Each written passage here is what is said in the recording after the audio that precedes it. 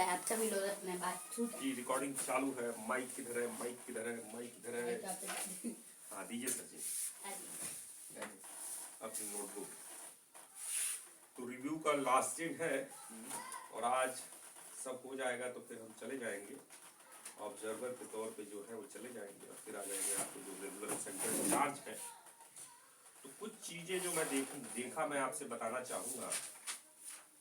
ठीक है, ये मॉडल वाली नोटबुक है ना? ठीक है, तो कुछ चीजें मैं जो आपसे कहना चाहूंगा। तो बेसिकली हमारे लर्नर गोपाल जी बताएंगे पहला पॉइंट क्या था? पहला था डायरेक्शनल ओरिएंटेशन। डायरेक्शनल ओरिएंटेशन, इसका थोड़ा सा मतलब भी देख लीजिएगा। क्यों करते भैया? ठीक है, बेसिकली इसका मतलब ये है कि जो आपकी दिशा है किधर है। मान लेते हैं न्यूट्रल है, न्यूट्रल समझते हैं, मान लीजिए ना अच्छा ना बुरा। तो आपकी दिशा जो है, शुरू में आए थे तो दिशा में तो काफी कुछ उतना सही नहीं था। हम लोग गलत नहीं कह रहे हैं, बट सबका अपना अपना हो सकता है। तो अगर आपकी दिशा सही नहीं होगी, इसको हटा ही देते हैं न्यूट्रल और ये सब, सिंपली ऐसे बात करते हैं। अगर आपकी दिशा सही नहीं होगी, मान लीजिए आप किसी से लड़ाई कर रहे हैं, तो कितना भी मेहनत करेंगे तो लड़ाई में एक्सपर्ट बनेंगे, और लड़ाई में एक्सपर्ट बनेंगे तो फौज में तो नहीं जाएंगे। लड़ाई एक्सपर्ट हो, फौज में जाके लड़ाई करेंगे तो अलग परमवीर चक्र या फिर कुछ ऐसा मिल जाएगा। बाहर अगर गुंडाई करेंगे तो पुलिस पकड़ के ले जाएगी, नौकरी वोकरी से बाहर हो जाएंगे। चोरी करेंगे, गुंडागर्दी करेंगे तो ये आपको जितना इसमें मेहनत करेंगे ये नकारात्मक ही ले जाएगा। फौज में चले गए, जितना मेहनत करेंगे ऊपर जाएंगे। तो बेसिकली यही डायरेक्शन को हम लोगों को ऊपर की तरफ कर देना है। तो अगर डायरेक्शन ऊपर की तरफ हो जाएगा तो फिर आप जितना मेहनत करेंगे उतना फल आपका मिलेगा। तो पहला सबसे बड़ा हम लोगों का फोकस होता है डायरेक्शनल ओरिएंटेशन। और डायरेक्शनल ओरिएंटेशन का सबसे बड़ा कहाँ किया जाता है? आपके माइंड के अंदर। तो जो माइंडसेट पे काम किया गया है वो मेन इससे रिलेटेड है। तो इसमें दिशा तो आपकी दिख रही है, ठीक है, ठीक है। दिशा में अब दिशा जो है आपका डायरेक्शन नीचे और नौ के ऊपर की तरफ है। तो सूनर और लेटर अगर लगे रहेंगे तो आज नहीं कल शायद अपना आप लक्ष्य प्राप्त कर ले। तो ये ठीक है, ठीक है जी। अब डायरेक्शन में ग्रोथ हो रहा है, बट इसको और अच्छा आप कर सकते हैं। जैसे हर मोमेंट पे कहीं कहीं थोड़ा, जैसे ये लाइन मैंने स्ट्रेट लाइन खींची है, बट रियल में स्ट्रेट लाइन नहीं है, ये ऐसे ऐसे है, जिग जाए, समझ रहे हैं? कभी नीचे आ रही है, कभी ऊपर आ रही है, कभी नीचे आ रही है, कभी ऊपर आ रही है। तो कैसे मालूम चलेगा नीचे कब ऊपर कब है? सिंपल एक मंत्रा है। क्या मंत्रा sir ji? Gopal ji learn Kartik, learn Gopal. तो कमाल दिया सर जी ने।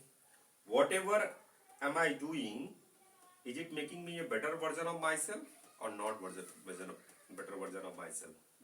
मान लीजिए जो भी काम कर रहा हूं, वॉट एवर, जैसे मान लीजिए आपका टाइम है, टाइम इन्वेस्टेड, कहीं ना कहीं टाइम खर्च हो रहा है। आप चाहे चाहे ना चाहे टाइम तो खर्च हो रहा है। अब ये टाइम आपका अगर आपको ऊपर की तरफ ले जा रहा है तो देन आपको बेटर वर्जन बनाने में हेल्प कर रहा है। कोई भी ऐसा काम कर रहा है जो आपको ऊपर बेटर वर्जन बनाने का हेल्प नहीं कर रहा है तो वो आपको कहीं ना कहीं गड़बड़ कर रहा है। तो ये चीज थोड़ा ऐसे देखना है कि हर समय ऐसा प्रयास करना है, सोचना है कि ये चीज से मुझे फायदा नुकसान, जैसे मान लीजिए किसी शराबी को धक्का दिया, उससे लड़ाई की, उससे कुछ बेनिफिट होना है नहीं, ऐसे कहीं नकारात्मक कोई चीज कर रहे हैं नहीं। लेकिन एक चीज ध्यान रखना है, बॉडी माइंड का ख्याल रखना है, हमेशा रखना है, बॉडी माइंड का ख्याल हमेशा रखना है। अब उसके अंदर का सॉफ्टवेयर जो है माइंडसेट को हमें ऊपर की तरफ करना है। ये क्लियर हो गया? अब आते हैं, जरा सर जी अपनी नोटबुक लेते आइएगा, जो अभी सुबह डिस्कस किया था। दूसरा पॉइंट क्या है? टूल्स है। टूल्स क्या है? औजार है। किस लिए औजार? कि जब आप ऊपर की तरफ चल रहे हैं तो वो औजार आपको हेल्प करे और तेजी से ऊपर जाने में और अच्छी तरह जाने में। तो बेसिकली ये सब क्या है? आपकी रेशनल थिंकिंग है, ठीक है।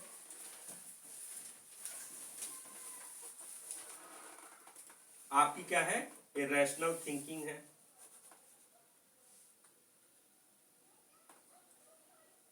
रेशनल थिंकिंग है, आपका लोका है, आपका प्रसोला है, ठीक है, ये स्पाइरल अप है। बाकी और भी रूल है, लेकिन ये थोड़ा और आपको सोचने में, ये आपका माइंडसेट वाले में आ जाएगा, ओरिएंटेशन में आ जाएगा।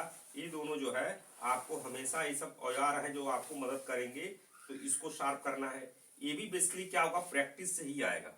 जितना इसमें और टाइम लगाएंगे, इतना टाइम लगाना है, इतना रिपीट करना है कि repeated action become habits and habit makes character. तो इस चीज को इतनी बार रिपीट करो कि लोका आपका बाय डिफॉल्ट हो जाए, पता ही नहीं चलेगा लेकिन हर समय लोका लग रहा है। Logical thinking, analytical thinking, critical thinking, analysis हर समय हो रहा है, पता भी नहीं, इतनी प्रैक्टिस हो चुकी है। ऐसे ही प्रसोला, कोई भी प्रॉब्लम है, सॉल्यूशन, प्रॉब्लम सॉल्यूशन, एक्शन। ऐसे ही जिंदगी में कोई भी सिचुएशन आई, चैलेंजेज आए, तो दुखी नहीं हो रहा है, उससे लड़के और अच्छा करेंगे। सबसे बढ़िया इसका एग्जांपल विवेकानंद जी का है कि नरक में भी रहेंगे, वहां भी जिंदगी अपनी अच्छी बना लेंगे अपने कर्मों से। नरक में आ जाएंगे तो अरे हमारे साथ बहुत धोखा हुआ, बहुत दिक्कत हुई, रोना नहीं है, अपना स्पाइरल बना लेंगे। ठीक है, ये माइंडसेट वाले में जाएगा। ये आपका टूल्स, ऐसे रेशनल थिंकिंग, एक्सेल सीट है, कंप्यूटर है, ये सारे टूल्स हैं। ठीक है, तीसरा क्या है, एकेडमिक्स। और इसमें एक और जोड़ दीजिए, एग्जीक्यूशन स्किल।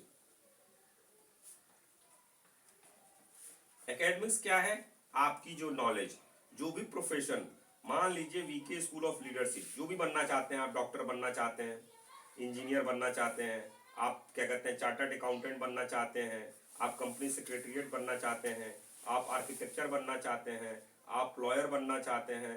और सर जी क्या होता है प्रोफेशनल, बताइए सर जी, लोग देखिएगा, आप लोग चेक कर लीजिएगा। इंजीनियर होता है। जो भी बनना चाहते हैं, इसके लिए आपको ये जो रिकमेंड करते हैं एकेडमिक्स में आपको बढ़िया करना ही पड़ेगा।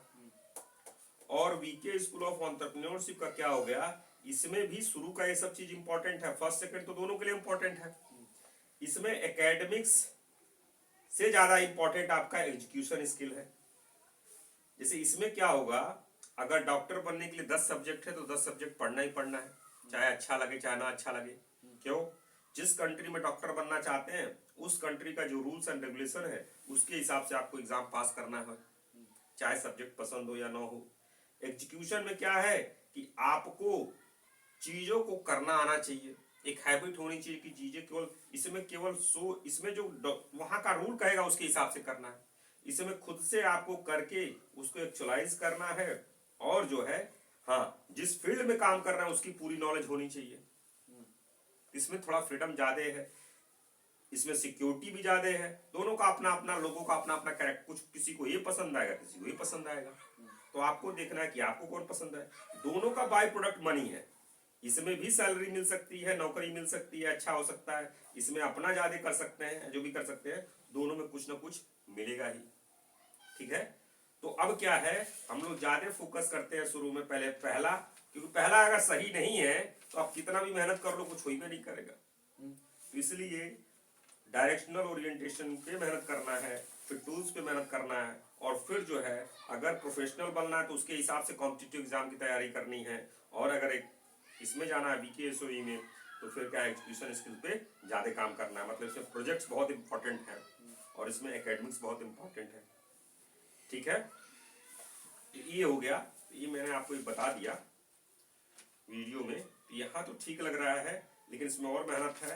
मेहनत इसमें भी जरूरी है।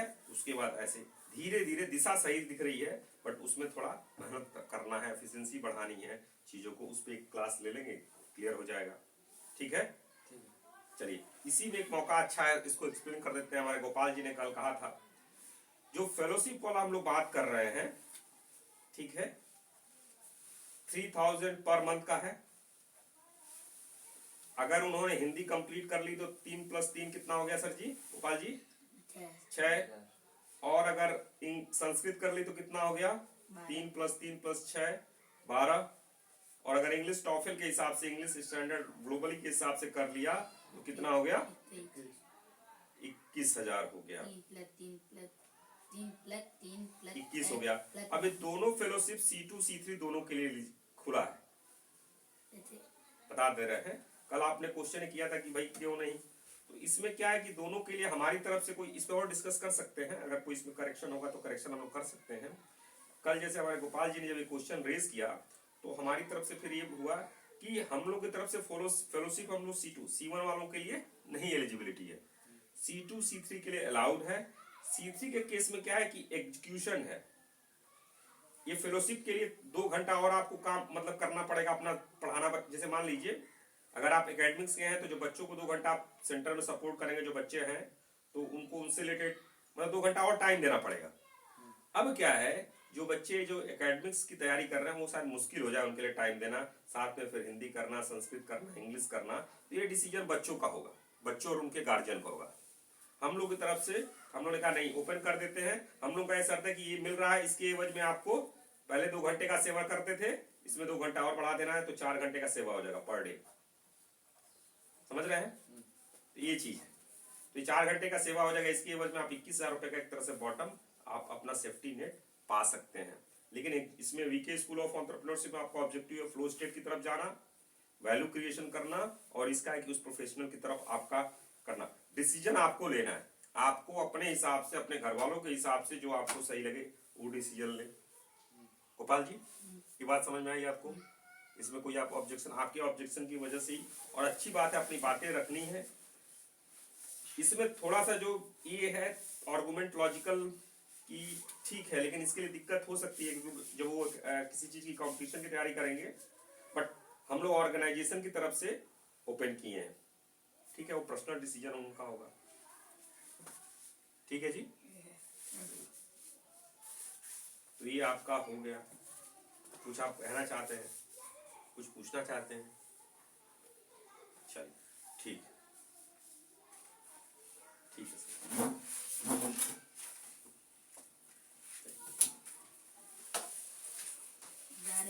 अब आप दोनों लोग क्या करेंगे, दीदी को समझाएंगे, ठीक है, और उसके बाद तीनों लोग बैठेंगे, एक जीडी कर लिया जाएगा इस पे। क्या क्या?